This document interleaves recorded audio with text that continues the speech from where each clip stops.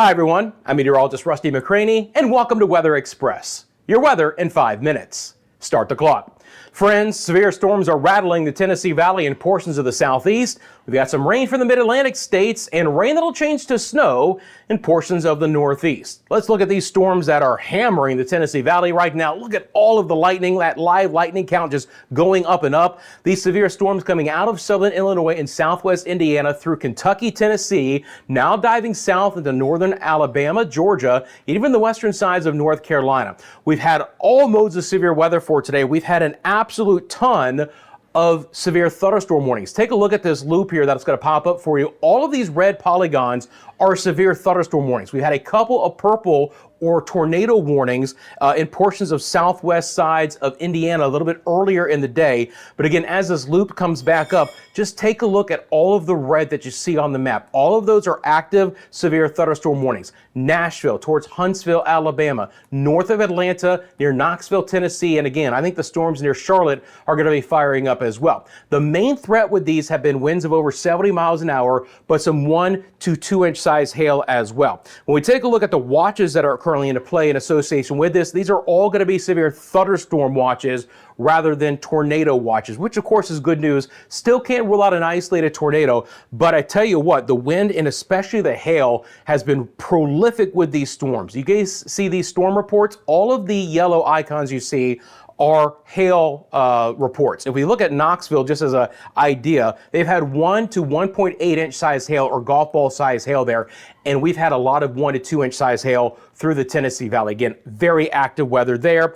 The risk for severe weather for the remainder of the day is going to mainly be here in the same areas that I just mentioned. Now, eventually this is going to slide south and east, right? And that slight risk is 2 out of 5 on the scale. There's an additional risk for some severe storms tomorrow with this system, and we'll look at that coming up. It's mainly rain right now in the northeast all the way through the mid-Atlantic states. Temperatures are warm enough to support liquid rather than frozen, but colder air coming in overnight will mix some snow, especially from New York State back to Vermont and New Hampshire, but it's going to be rain back down portions of Virginia and into the Delmarva Peninsula in general. Beautiful day in the southeast outside of these storms, but again, more active weather will be sliding into this area for tomorrow. Southern Plains hot. We've had some near triple-digit heat in portions of Texas. Those rain and storms do get you back into the eastern sides of Missouri. Once again, it's a very warm, windy day in the northern plains. Current wind gusts at the hour, again, they're blowing 30, 40, and some spots 50 miles an hour. Our Pacific storm system coming back on shore. I mentioned this in yesterday's video. The next piece of energy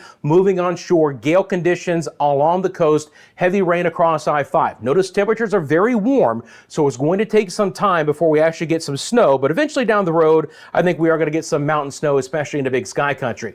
Those are all of your wind and red flag or fire threat warnings for the central and the northern plains. Again, all the greens are flood threats, and some of this severe weather is falling where we've had the heavy rain lately. So hopefully we don't have additional problems when it comes to the opportunity for more flooding in the Tennessee Valley. We'll start in the northern areas here. And again, this storm system will bring in a little bit of snow to portions of, let's say, Albany towards Burlington, Vermont, Portland, Maine. Boston could actually catch a little bit of snow as well. This will then be rain from Philadelphia back down towards Baltimore. And then that's the active storm system with the opportunity for some severe weather here that'll slip through the Tennessee Valley and into portions of the Carolinas, southern sides of Virginia. That's going to be where we have the opportunity for severe storms for tomorrow. When you look at that risk, it is a marginal risk, meaning a 1 out of 5 on the scale. Hopefully no tornadoes, just some straight line winds, but those could be over 60 miles an hour from Virginia Beach to the Carolina coastline, then back down to the northern sides of Florida, including Jacksonville and Gainesville, Florida.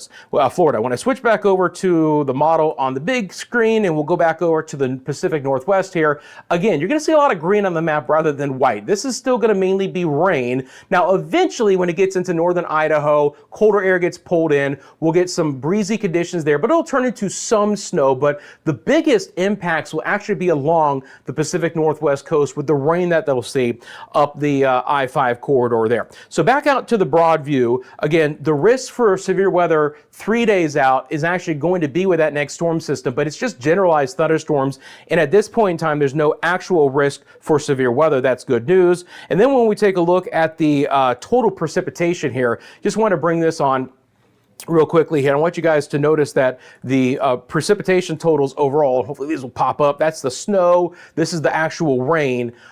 Is going to be heaviest in places like the Delmarva Peninsula, on over towards Philadelphia, up to Binghamton, Albany, Boston, Nantucket.